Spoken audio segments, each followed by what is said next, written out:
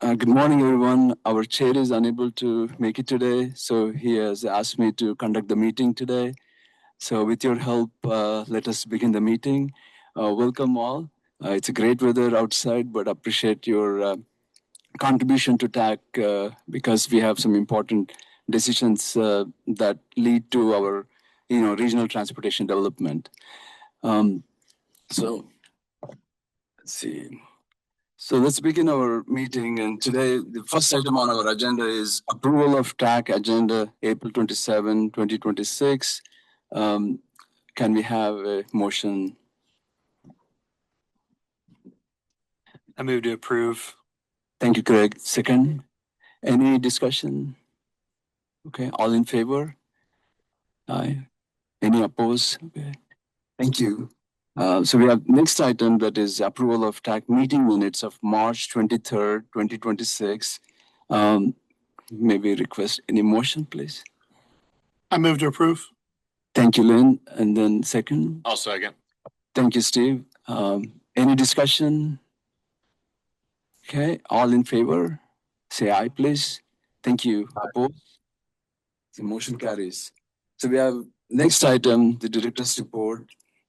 We have few items to report to you, starting with Peter helping us with bi-monthly tip project status, as well as updates on request for proposals. Thank you, Peter. Morning, TAC members. Go through our routine bi-monthly tip project statuses. So our tip policy requires bi-monthly progress reports for projects programmed to receive WAMPO suballocated federal funding in the current FFY or federal fiscal year, or have received it in a past federal fiscal year, but have yet to finish. And so per our custom, I'll go through the ones that have some amount of obligation to occur this year. So the first two projects, the Butler County Southwest Butler Road Improvement Project from Southwest 170th Street to Southwest 155th Street. It has an additional obligation yet to occur this year, and that is the same for the Wichita Intelligent Transportation System, East 21st Street North, that let this past year, but has additional funds to obligate this year as well. Then we have Derby's Rock Road Corridor Improvements. That is anticipated to let on July 26th, or July of this year. Then we have Wichita's Redbud Multi-Use Path near Rock Road Phase 2. That is anticipated to let in June of 2026. And then we have Park City's project, the 85th Street and Broadway Roundabout, anticipated to let in September. You can see all these projects mapped on packet page 10. We also put this chart in here with each of our bi-monthly update staff reports, just looking at the non-suballocated federal funds and the WAMPO tip after the most recent amendment, which was Amendment 8. This is on packet page 9. Thank you, Peter. Appreciate it. Any questions for Peter on bi-monthly updates?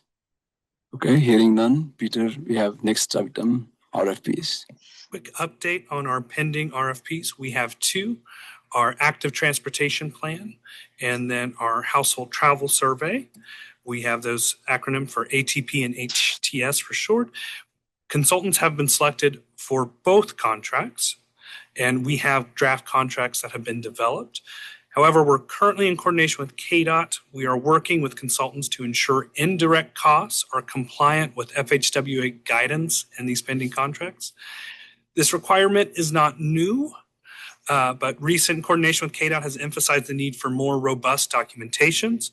Consultants have been asked to provide comprehensive audited overhead rate information to satisfy this indirect documentation obligation. This process extended timelines, but it's expected to become standard practice for both WAMPO and planning consultants in the future. So we don't anticipate this to delay any or RFPs in the future for this kind of documentation. All right. Thank you, Peter. Any questions for Peter? All right. Hearing none. Thanks so much. And next item, we have Marky presenting on regional connections. Presentation says Marky. Thank you. Good morning. We just wanted to give you a reminder of our Regional Connections presentation series. So for this series, we're inviting our member jurisdictions and planning partners to come present on really anything that is of regional significance. So this could include policies, projects, programs, really anything that you would like to share. We've had 6 of these so far, and we are scheduling them at our regular TBB meetings.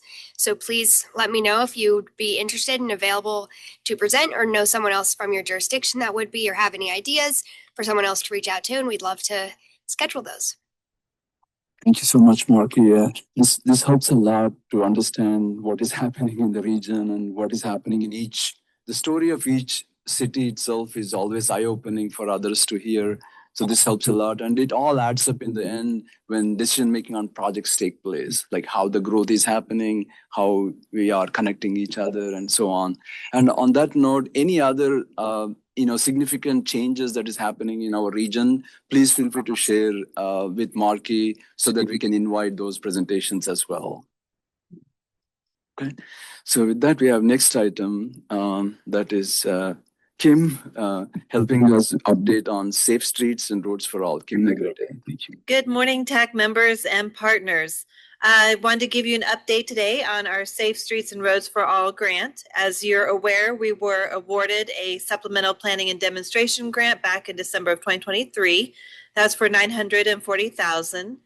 This included 3 items: a pilot behavioral messaging campaign, a regional safety study, including demonstration projects, before and after analysis, and then also working with the city of Andover to collect and analyze their local crash data to better inform our action plan. So we have made some progress. We have submitted a draft agreement between WAMPO and FHWA, and it is currently being reviewed.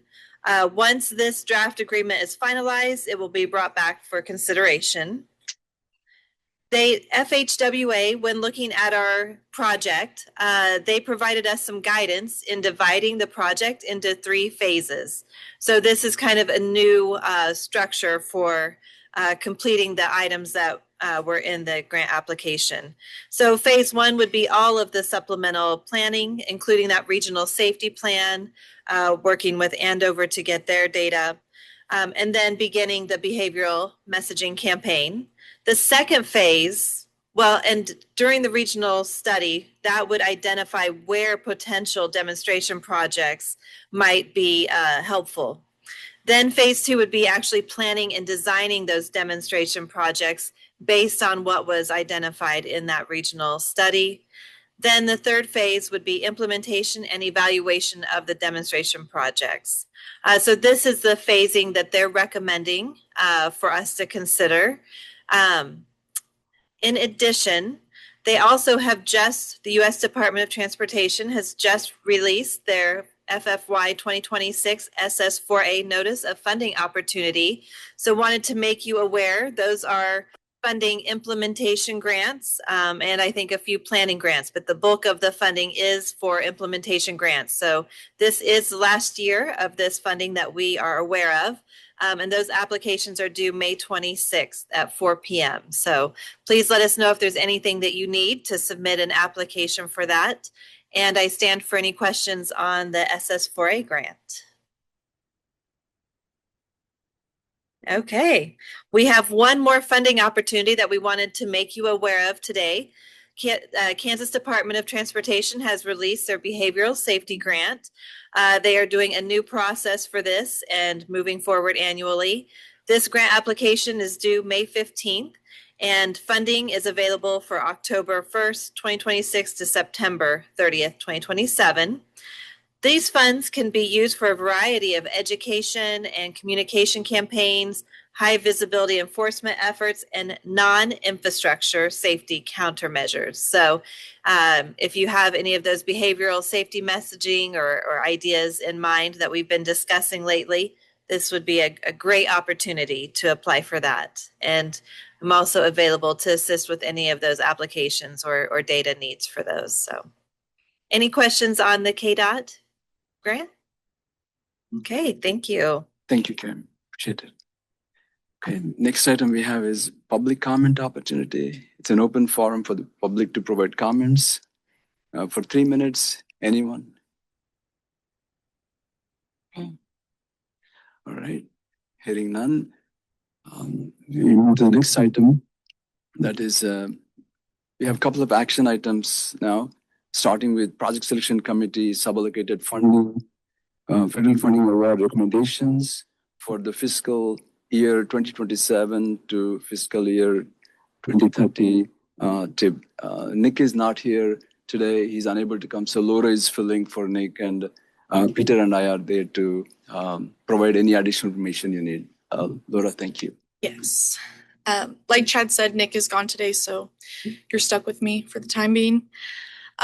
So we had the PSC meeting in March, and before that, on February 2nd through March 6th, WAMPO held WAMPO is asking members' jurisdictions to submit candidate awards for the suballocated federal funding.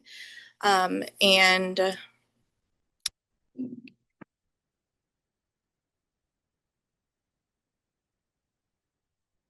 we go. Got it. Yes, sorry. After the projects were submitted to us, the PSC met to make the recommendation awards. And then now you guys are being asked to make a recommendation to the TPB on whether they should enact the PSC's recommendations. I think I have a timeline right here. So the circled one is today.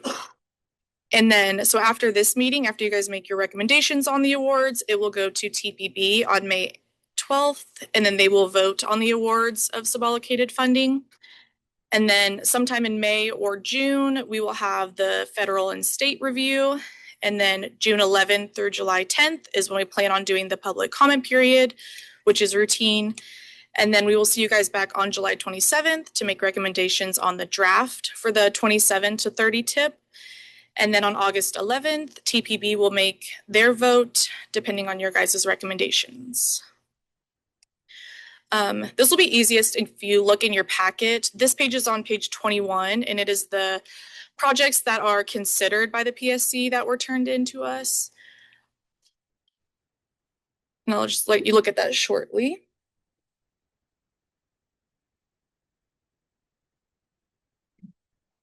And then if you go back to page 16, there's a chart, I believe, on the bottom of that page. And this shows the projected suballocated federal funding to be awarded. KDOT provides estimates of the FFY 26 apportionments, and then we are to assume that those will be consistent throughout 2030. So it looks like there's about 17.5 million each year. And of course, these are projected to change. And then if you look on page 17 in your packet, these are the 10 projects that the PSC made recommendations for on March 30th. It shows the title, the FFY that they are projected to be in, the funding programs, and the amounts. And the PSC made this to where there is no leftover money from the projected amounts available.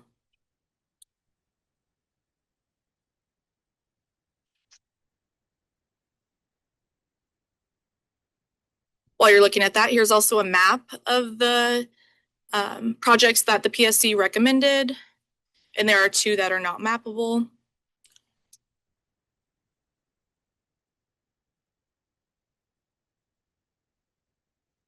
Are there any questions about these projects? I do have some questions. On the projects before we move to the action item. Okay, Less the action I do have options some are: questions. we recommend that TPB approves the PSC's project selections for new suballocated federal funding awards in the FFY 2027 to 30 tip as presented. Chad, I do have some questions. Yes, Allison, please go ahead, Allison. Oh, no, I raised my hand to try to get attention for us. Sorry, we couldn't hear you. 1 second, Allison. Let me.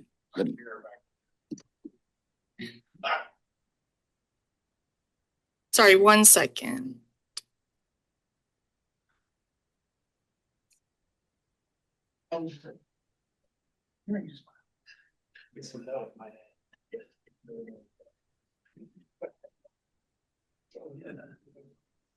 I think it's a Zoom, Allison's voice on Zoom. Is there a way we hear Allison's voice from Zoom? Les, that must be why they're not hearing you. Allison, one moment, Allison. We are fixing so we can hear you. There's an audio connection that Allison not emailed me just to confirm, was the question, there was no projects that had already let that were receiving funding. That was, yeah, to clarify that. No projects that have already let were to receive funding in these awards. I assume that's, was that your question? If I, Can you hear us on virtual end? They need to put it in the comments. The chat. They can't hear. Allison, I'm hearing you, but it sounds like they aren't in the room.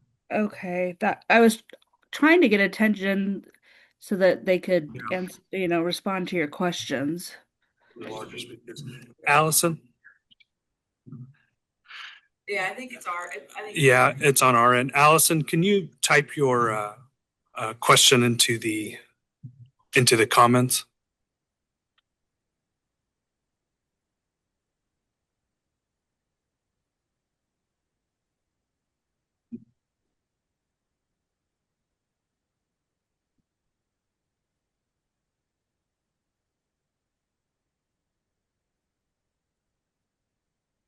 I think as an ad hoc solution, I could take a microphone. Yeah. Let's look at I don't know why the sound's not coming into the room. It's only going online. Yeah. Can you, James? Can you?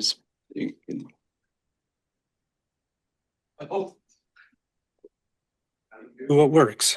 That might cause a loop though. I'm wondering. Hey, Allison, can you speak now? I have a microphone closer to where we can hear you. I was trying to get attention so that Les could be called upon. So. Oh, okay. Very good. Okay. Les, go ahead. Can you hear us now? I can hear you. We have a strange situation where we have one speaker that's in a specific location that we can actually hear you from. So I can relay whatever you say to the TAC committee. Sure. The last time we went through this project selection exercise, I raised the same question, that the project scores don't align with the project selections. And that's a little concerning to me. Oh, thank you, Les. Les, this was just. Oh, I would sorry. agree, Les. During the PSC's conversations, I did ask a question. It just wasn't in the chat. It wasn't responded to, but we never saw scores.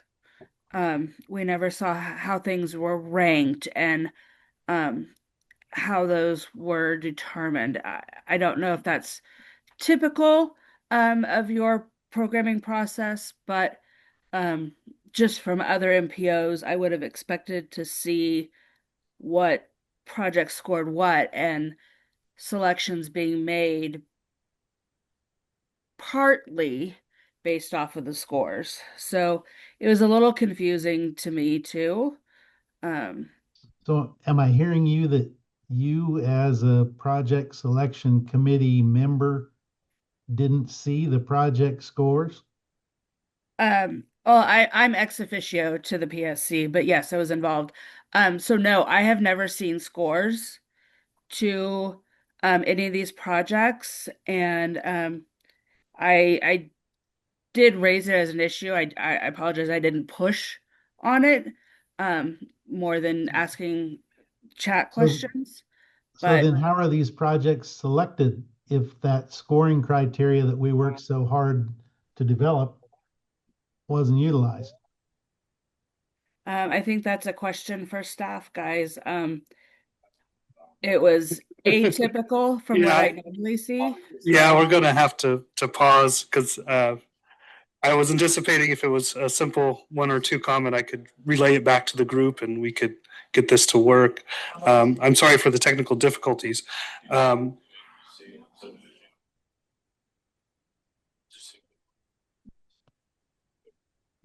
you want to try to summarize what they're saying? I think the primary concern that I got from both Les and Allison is that the scoring criteria was not presented during the PSC meeting. It was in all of the meeting packet and meeting materials sent out prior to the meeting. The meetings are about an hour long, so we have a large appendix of information, including all the project scores that go out well in advance of the meeting. And then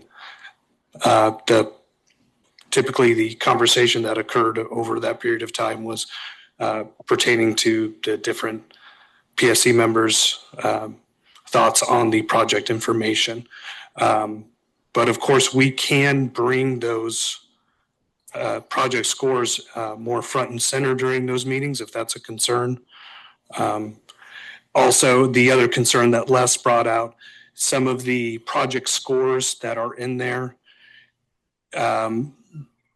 don't necessarily align with what a reasonable person may think that project should score. This is a common problem with all scoring criteria. It's difficult to capture everything. But again, it is something that we could revisit in the future, especially as we move on and relook at those scorecards. I'm sorry, Les and Allison, I know that's not the entire substance of everything that was mentioned.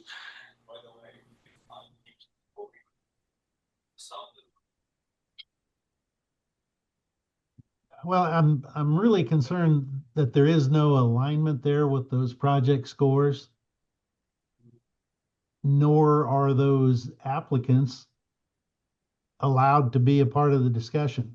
In the past, we were allowed to present our projects, but currently it seems to be done in a vacuum, and the project scoring criteria isn't the guide.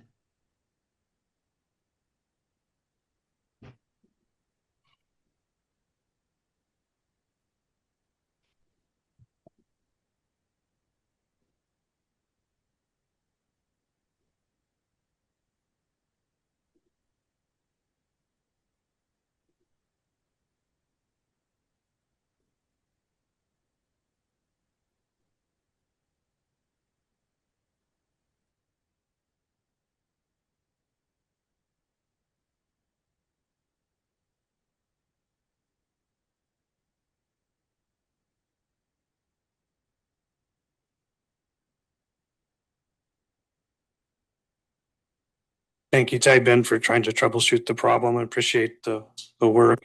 Again, unless I hope I communicate this correctly to the rest of the group.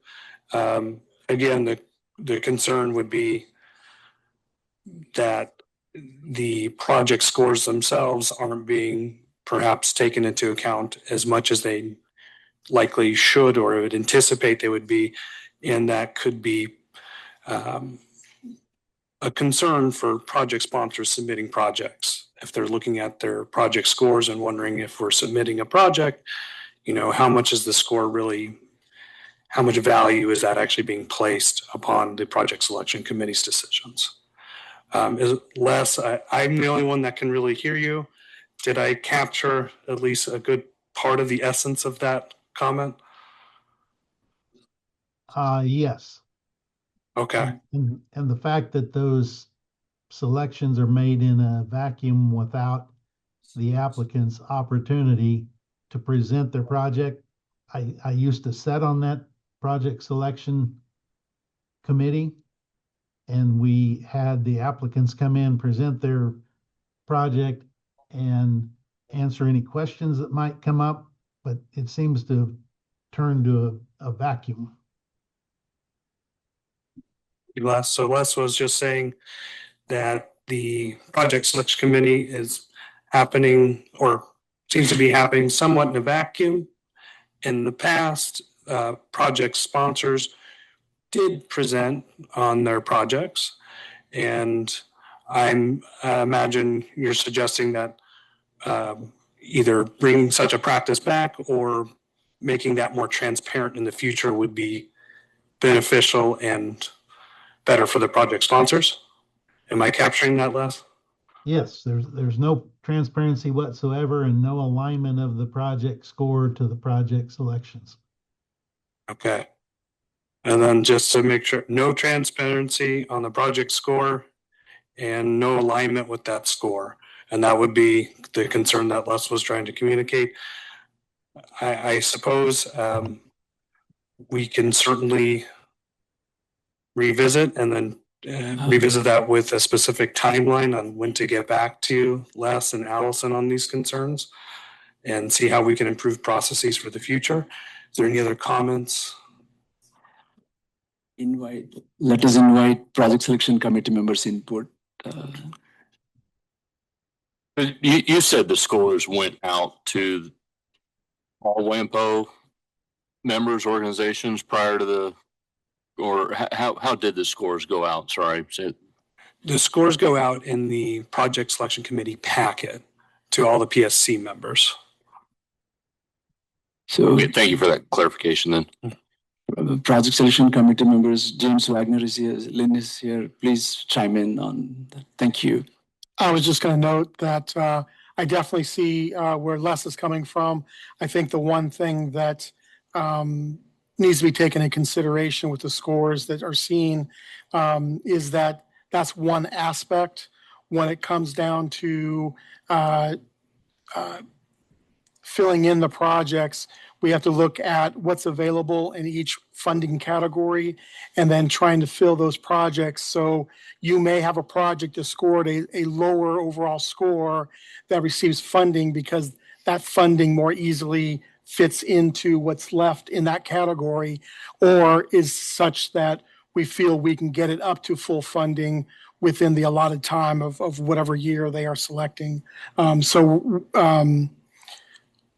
The project scores are one aspect that we consider. And then the other portion is just trying to fill the allocated amount from each category, which can get very tough at the end. Thank you, Lynn. James Wagner is also here to chime in. So to add on to what Lynn said, their scoring is based on each category. And I know the scoring has been tried to normalize between each category of scoring, but there's still some disconnection in between how the scoring is done from, I think there's like 6 different categories of scoring for different types of projects. And so although one category might score, say, a 55, another one might score a 65 in a different category, that doesn't mean that those projects aren't equally worthy of being funded. So you have to kind of try to, like Lynn said, balance what funding is available from each funding category with the scores from that category, and then each score isn't exactly comparable to the next one in the next category. Thank you, James, and thank you, Lynn. It appears that project selection committee had the scores during the meeting, and it appears that beyond the scores, there is a lot more factors that project selection committee has considered as well. Any more discussion? Chad, I want to make a couple of comments. I think that there's one or two really simple ways that we could increase the transparency if there's a couple of WAMPO member cities that would like to see that. So maybe it's something that we can look at moving into the future, just the availability of information and knowing when the meetings are, opportunities to provide comments on individual projects and those types of things. I think those are really simple fixes.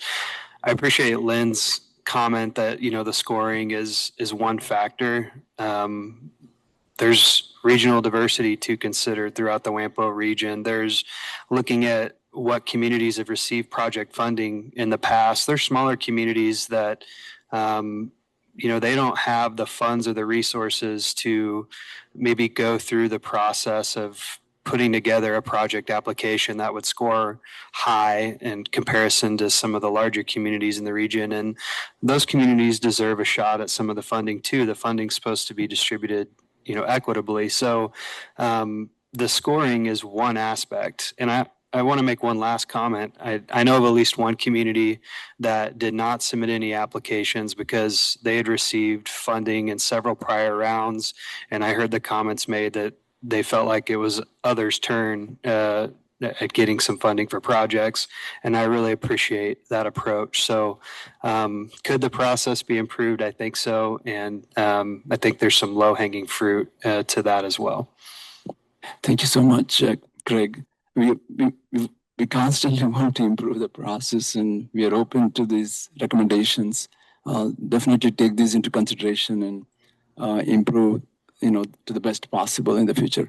So, any other comments, Les, and then Allison, based on what you just heard from Project Selection Committee members? I had one more question about the project type. I see that most of the roadway projects were put under the reconstruction modernization category. I submitted 2 projects that are essentially the same as all of those, and they were put in the expansion category. I have a question about how that distinction is made between what's modernization and what's expansion. The general descriptions of the work seem to be essentially the same.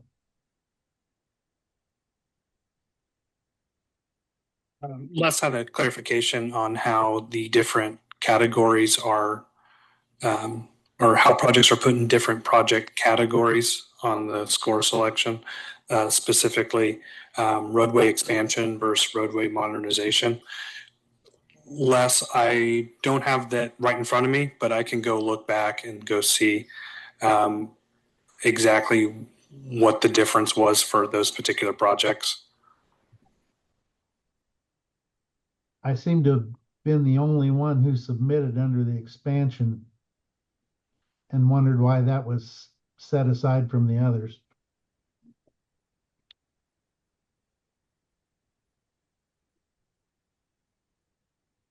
Les just asked, he was the only one, or he submitted for expansion and was curious why that was set aside for the others. Les, I don't want to tell you the wrong thing, so I'd like to review the scorecards ahead and make sure I get you the correct answer.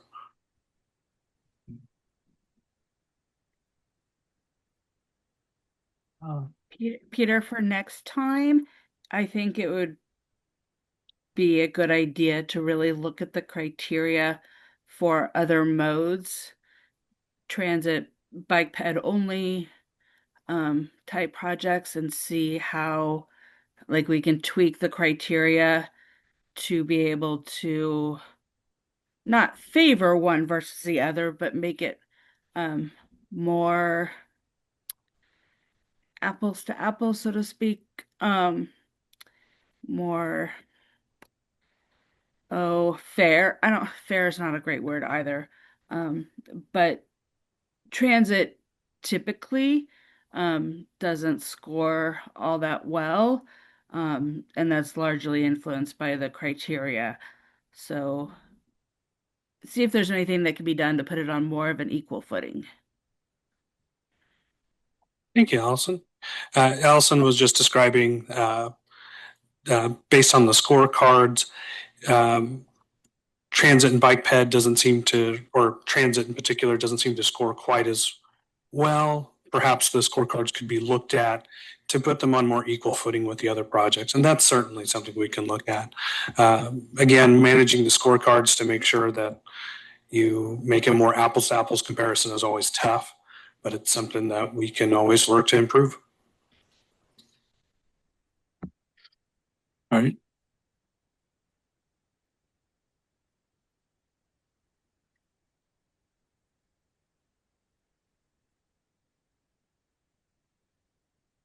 And then as just one other note on those scoring criteria, we do submit those through the board, and those are reviewed and approved. And of course, in the future, if we did any updates, they would go through the same process. Right. Thank you, Peter. Appreciate relaying the information. We made notes, and staff will compile all the notes for, making the process more transparent, more better. Because any recommendations we would like to incorporate and make it better. And at this time, what is the interest of the members to move forward with the vote, or to what is the interest of the members in this meeting? So, Chad, if there's not further discussion, I'd recommend the TPB approve the PSC's project selections for new suballocated federal funding awards in the fiscal fund year 2027 through 2030 TIP as presented. thank you. We have a motion to approve, and then is there a second? Second. Thank you, Sean. Sean is second. Any further discussion? Okay, hearing none. All in favor, please say aye. Aye. Aye. Any opposed, please type in the comments or say aye.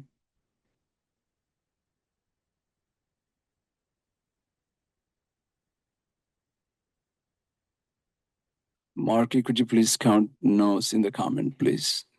A number of no's in the comment section, please. I just see one right now. Okay, so we have one no, and then many ayes. So ayes move the motion forward. So since the motion is approved unanimous, with except one, motion carries with the approval, and this will be presented at the TPP meeting for the further approval at the TPP meeting. Is that agreeable to all? Okay. Thank you. So appreciate the discussion, and it's very valuable that how the process can be. And this, we are not the only region that this process has improvements needed. Every region, every MPO constantly improves this, and for the most part, we do a great job because project selection committee already has a lot of difficulty in making the project selected with limited funding, and then many requests have come. On one hand, they go through a difficult process, looking both criteria and then several other factors. But then again, they're also committed, and staff is also committed to make sure it is improved constantly in the future. Thank you, everyone. So we'll go to the next item. That's supporting Wichita Transit Safety Performance Measures. That's Peter and Raven Alexander. Thank you.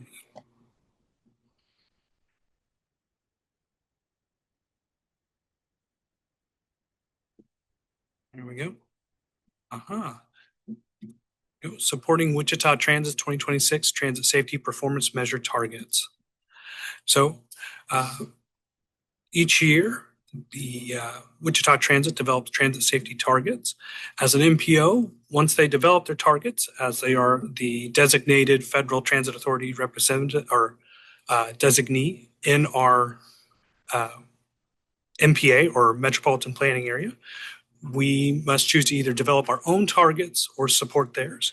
So under the FTA's Public Transportation Agency Safety Plan, or PSAP rule, applicable transit agencies, such as Wichita Transit, are required to develop safety plans that define how those agencies will implement safety management systems.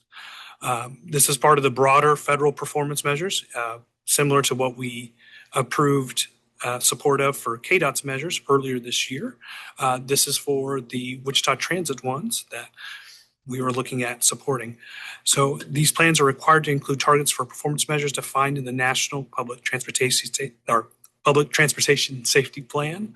And we have those here on the next page. And I was going to have Raven from Wichita Transit go through those here with us.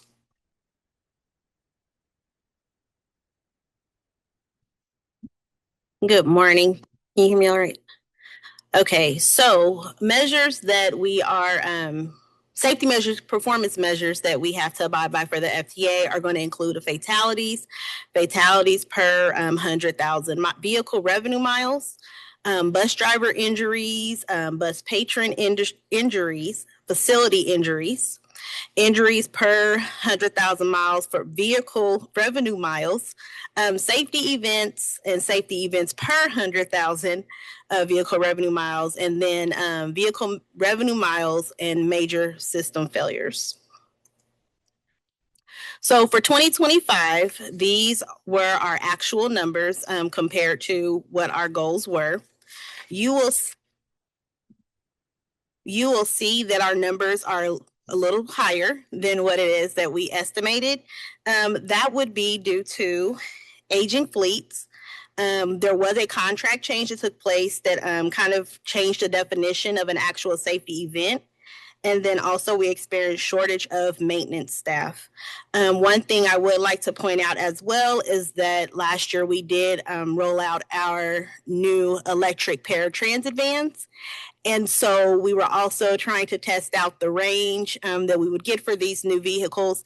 And so they were actually counting those as safety events when we were doing swap outs. So that also increased what that number ended up being as well.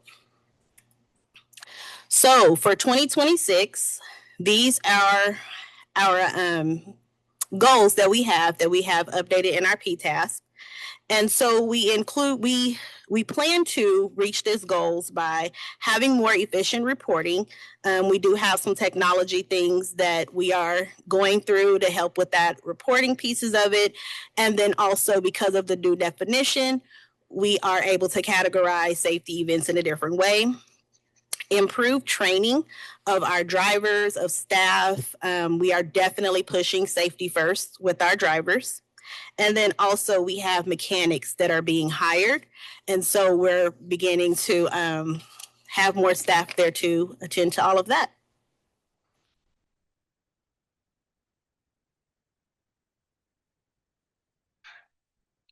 Thank you, Raven. Again, for some context, the rule is for all MPOs, and some MPOs actually manage their transit for the region, where there's one and the same. And then you have on the other end of the spectrum where the transit agency and the primary transit agency in the region is somewhat separate, like with WAMPO and WT. However, to stay consistent with federal guidelines, we still go through the same process. So in coordination with transit agencies, state governments, MPOs are federally required to either set or adopt targets for transit safety performance measures for their regions. We received these targets from Wichita Transit on April 14, 2026. Our deadline to set or adopt targets for the region would be October 11, 2026, 180 days after they are received. So in collaboration with Wichita Transit, WAMPO staff recommend supporting Wichita Transit's 2026 safety performance measure targets for the WAMPO region. Any questions before I read the action options? Okay, hearing none. The options are to recommend the TPB approve supporting Wichita Transit's 2026 transit safety performance measures as presented, not approve supporting them, or approve them with specific changes. Staff recommendation is, of course, to approve supporting the transit safety measures as presented. Thank you, Peter. Is there a motion on this?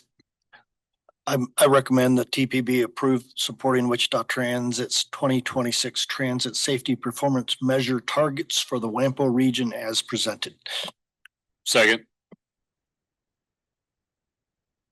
Thank you, Dan and Steve. Any discussion on this item? When does the new transit facility open ballpark wise? We will actually be having our ribbon cutting ceremony May 28th. And I think it's going to be during the mayor's media briefing. So I think it's around 10 o'clock. But that information is beginning to come out soon. It's very timely this week, actually. Thank you. So all in favor, please say aye. Aye. Aye. Thank you. Thank you. And no, any opposed, please? Okay. Motion carries. And thank you, Peter and Raven. Appreciate your elaboration and description on this item. So we'll go to the next item. That is discussion updates. We're excited to have JB Wilson from KDOT to update on the study update, the K-15 corridor study update. Thank you, JB. Hi, good Monday morning, everybody. Can you guys hear me? I just want to take a second to thank WAMPO for allowing us to present on the KIP 15 corridor study. A lot of work went into it, and it's always nice to share this information with the public. So the K-15 corridor study was started last spring. KDOT initiated it. It was K-15 on I-135 to 95th Street, and it was selected through public input. See if I can, yep, there we go. And the project numbers there, if anybody has any curiosity, kind of see the scope for that as well. So the focus was to extend the life of the existing roadway for as long as possible while identifying both long-term and short-term improvements. Full grade separation is a future consideration and not a current decision in the area. So I would kind of like to give an overview of the corridor importance. The corridor is a major regional route. It's shaped by jobs growth and travel demand. It connects key employers like Boeing, Spirit, and McConnell Air Force Base and serves the commuters of Derby and Mulvane. It also links I-135 to I-235 and the Kansas Turnpike. Rail lines and the Arkansas River also influence how traffic moves within that area.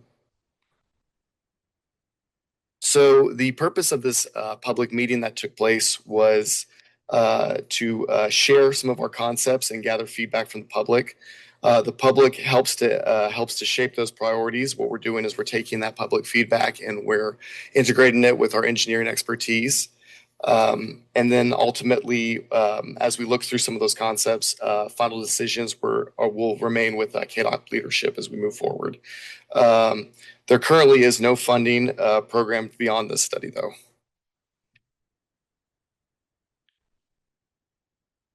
So, and that would obviously include there's no right-of-way acquisition that's currently planned or funded at this time. If future projects moved forward, property owners would be contacted directly prior to those impacts occurring, of course. And just for a good representation of how that timeline would look, this is the beginning of a very long-term process, as you can imagine. The improvements would likely be delivered in phases over many years, and kind of to reiterate that there is no funding. So kind of, we usually, typically, if we give like news about this, they're like, well, when does it start? I'm like, well, this is a study. This is to show concepts. This is to kind of get public feedback and help that grow. So it goes to reiterating a couple times and helps us quite a bit when we say that. So some key considerations within the area. So this study is looking at future traffic needs, safety and capacity. A major study like this is typically focused on access management, which would kind of relay into reducing conflict points at intersections.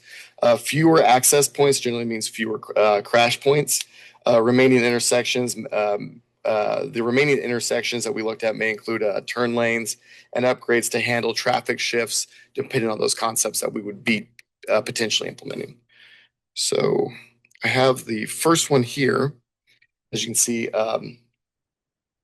so this area is one of the major constraints from the river and railroad crossings. When trains block the crossings, traffic is stopped in both directions. So there's a couple of conflict points there. A diverging diamond interchange at I-35 would improve the traffic flow and reduce signal delays. Grade separation at MacArthur would improve movement and reduce congestion while working around the railroad. This is probably one that would be very, very important. It would be most likely a phase one priority, but adjusting the KTA access would help make these improvements work together.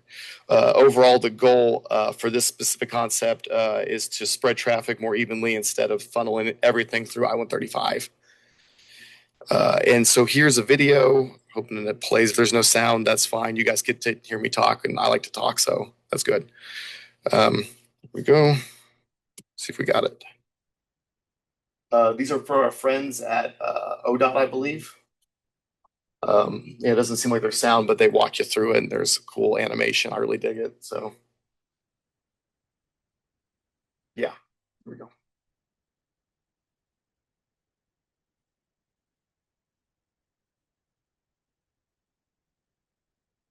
And there's a couple of other places that we've had the idea here in Wichita of adding a diverging diamond. I'm sure a lot of you have heard of the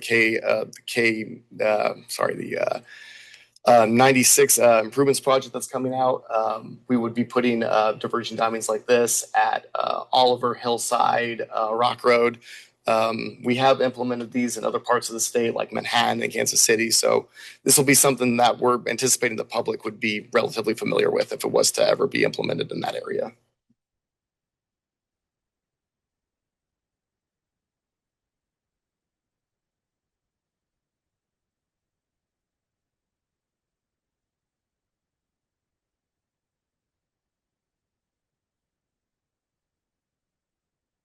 Yeah, thank you, ODOT. Here we go. So this is an alternative. This is an alternative for the MacArthur concept. It adds a bridge over K-15 and a diamond interchange at I-35 to improve regional movement. At 31st Street, a continuous green intersection would reduce stops for southbound traffic. Is anybody here familiar with the continuous green? It's essentially a three-way interchange, but the top, or in this case, I guess it would be the bottom, southbound traffic would continue uninterrupted, reducing congestion. At 47th Street, we'd have added turn lanes to hopefully anticipate reducing backups. At 55th Street, improved access and reduced driveways would support safety and better traffic flow. A three-phase signal system would help manage that congestion as well. Overall, up to 7 railroad crossings would be removed with this concept, reducing delays and improving safety while shifting traffic away from Madison Avenue. So let's go and move forward. So this was a continuation of the ARC 95 concept study, if anybody's familiar with that. The 95th Street Bridge concept is connected to the ARC 95 study, which focused on improving east and west mobility and adding an Arkansas River crossing. The area relies heavily on K-15 north and south travel, especially from Derby and Mulvane. A 95th Street connection would give drivers more route choices and reduce pressure on K-15. The interchange would include acceleration and deceleration lanes to improve safety and traffic flow. And then this last one would be in pretty much Derby adjacent and in Derby proper. This is regarding the Southeast Boulevard, Nelson, and local access. The area focuses on local access and safer circulation. Currently, there's a roundabout at Southeast Boulevard that is anticipated to reduce conflict points and improve traffic flow within the area. Nelson Drive improvements would extend connectivity toward Greenway Street, improving access to schools and neighborhoods. And additional frontage roads and better connections to K-15 would help to organize access and reduce direct highway entries, anticipating improving efficiency in the area and safety as well. So, and all these slides are available at ks.gov,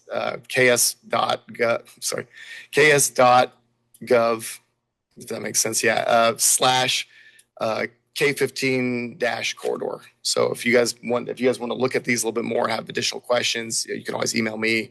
My email's there at the bottom, and I can walk you through some of those studies or some of those concepts from the study as well. Does anybody have any questions? Any questions for JB Wilson?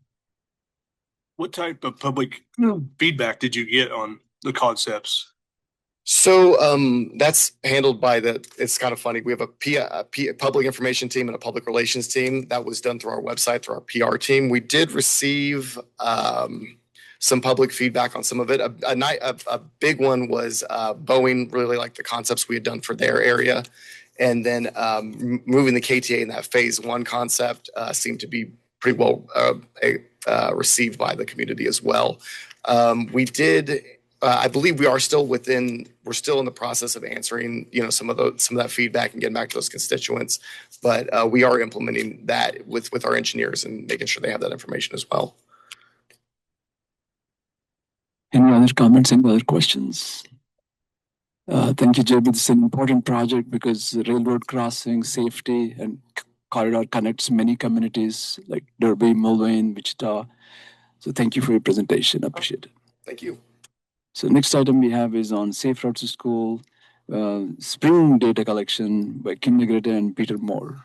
Yes, I have just a brief update, and then Peter's planning to share just a little data. Just to let you know, again, we are working on with the phase 1 schools. And what I really want to emphasize is that this week, all of you should be receiving those existing conditions reports.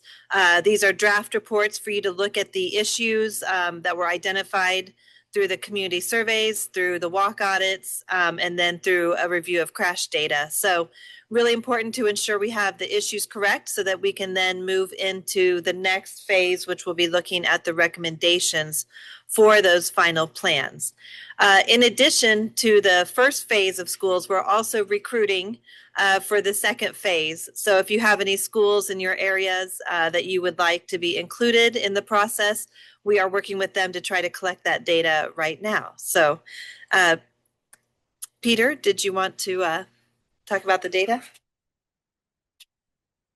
So as part of our Safe Routes to School initiatives, we've been collecting student tally data. So priority schools were requested to conduct student tallies with 39 schools submitting sufficient data for analysis, just didn't have gaps.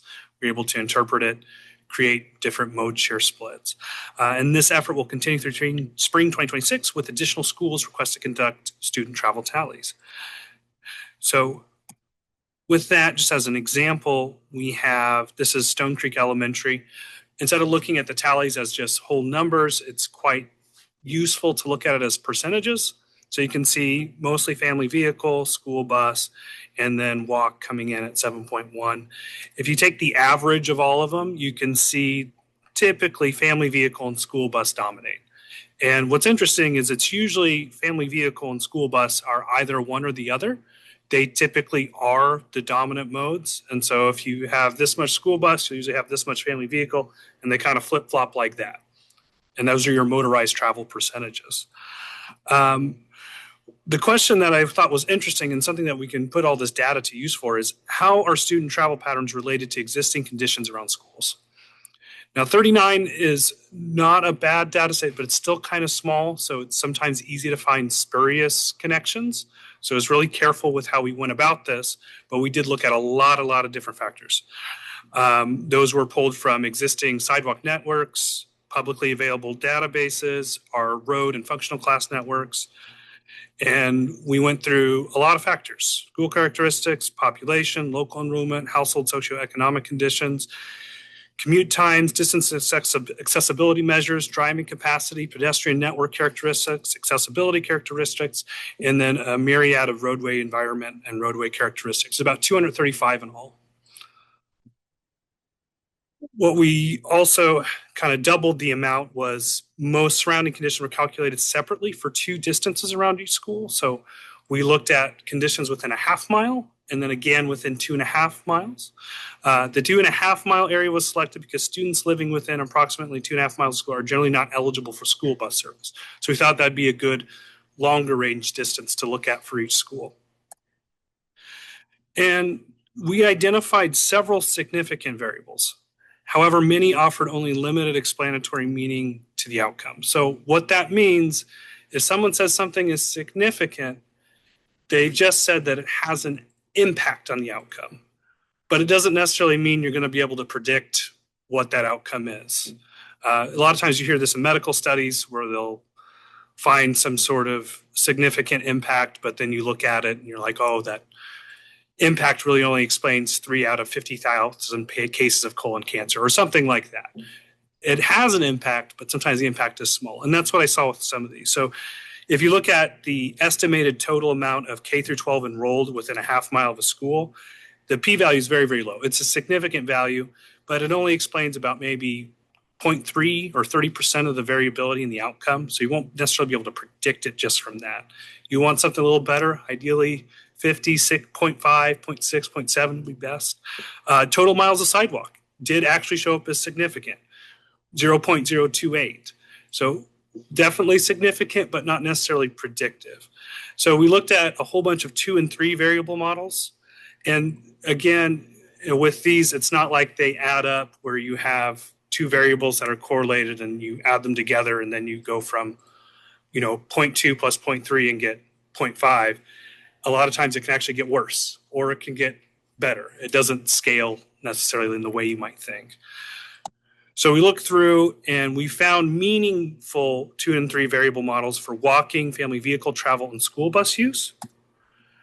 And so for school bus use, lower walking rates were associated with higher concentrations of nearby students enrolled at the same grade level for the 2.5 mile area, which is kind of odd. So if you're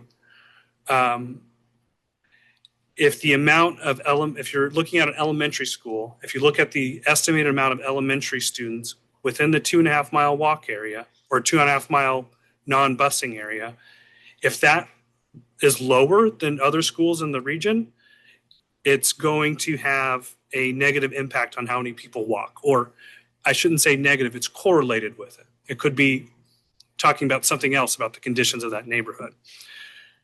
Higher walking rates were also associated with the total number of roadway miles in that half-mile area. And that was the most interesting one. I tried to take that apart. Was that reflective of the sidewalk network? Was it reflective of the sidewalk network plus the road network? Because kids walk down all those. But for these two, or for this one, is a 3 variable model. It ended up being the most predictive when it was included just as the total roadway density around the school. It was correlated significantly with higher walking rates. And then finally, the total number of nearby school age populations within the half-mile area surrounding the school. So if you had a whole bunch of school age kids that lived around the school, you had more people walking.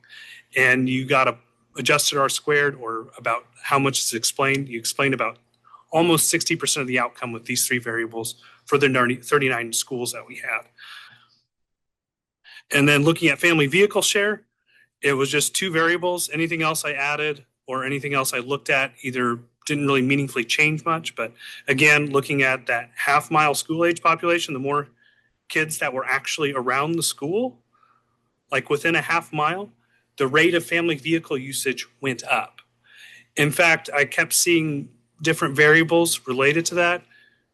Student density around the school seems to be correlated with family vehicle trips, not far away, which was fascinating. And then the 2.5 mile roadway exposure per school age student. So if you take all of the roadway miles within 2.5 miles of school, and you look at that number of miles per student, as that goes up, family vehicle share goes down. And that was seen over again in all of these different models. So for all these different models, there's like 16,000 or so that you could try, and you just run through them and then you can test them and make sure that they're consistent and reliable. These 2 kept popping up to explain this. And these variables will look really familiar because school bus share is the exact opposite. It's the same 2 variables, almost the same coefficients, but instead of being positive and negative, it's negative and positive, because these 2 are correlated with each other negatively. So they have school bus share and your family vehicle share have an 85% relationship between them. If you know one, you can almost explain the variability in the other by about 85%. So finally, we were looking at this, and with all this data, is it possible to estimate a school's morning mode shares with these 3 simple models? And the reason why I brought this up was because if you look at the average, family vehicle makes almost 60%, school bus is 30%, and walk is almost 5%. So we have models that are somewhat predictive of the primary ways kids get to school. So for these other ones, I used a simple model based on the average, kind of split them into a couple categories, a little more complicated. But ultimately, if you know all of these ones and then you normalize to 100%, you can actually make some models. So went through here. So this is Mays South High School. The predicted is in blue and the actual is in red. So for Mays High School, it wasn't bad. I'd say a lot better than just using averages. I put this one in here because it wasn't quite as good. I just want to show you that there's some variability in these models. Earhart Elementary School, again, predicted pretty well. Southeast High, predicted, mispredicted, but there's extra information here. Southeast High, and this is consistent with a lot of schools, sometimes magnet schools and things. There's things that you don't necessarily capture in these simple models. Southeast High, as I understand it, has busing available to all students. So we predicted a lot more family vehicle, but there's a lot more people who have busing available to them. Primarily, we can hopefully improve this with more data. We can look at more exploration, more sophisticated modeling, especially when you have more data and you don't risk finding something that's actually not a real connection. And we could use this for estimating. Ideally, we get all the mode share information from our priority schools, but there's a good chance we might not get complete data. That happens.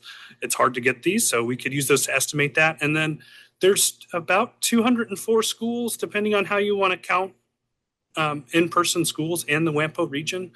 It would be fairly simple to create estimates for all of them as necessary. But that kind of just an update on the data, and just want to give you some insight and see how we're putting it to use. All right, thank you, Peter. I'm glad to see you're enjoying the data, and that was a great presentation. And also, I want to commend staff. What a great job staff is doing on Safe Roads to School, because not everything can be done by consulting firm. There's so many things staff helped uplift and took it on shoulders, like visiting schools, and not consulting firm cannot come and do all that. Even collaboration. So I want to commend everyone. Kim also leading, helping and all. So this contract is until December 2026, and your participation in this and making the project successful, your success is WAMPO's success. So jurisdictions are happy with schools participation. That makes WAMPO's staff successful as well. Any other questions for Peter and staff on Safe Roads School? Okay, we are getting close to the wrapping of the meeting, and then are there any other business before we wrap up the meeting? Okay, hearing none. I apologize for the technical issues today. We hope to fix this next time. And also, we gathered all the feedback. Are there any final comments from from online? Please, type in chat box so WAMPO staff can see it.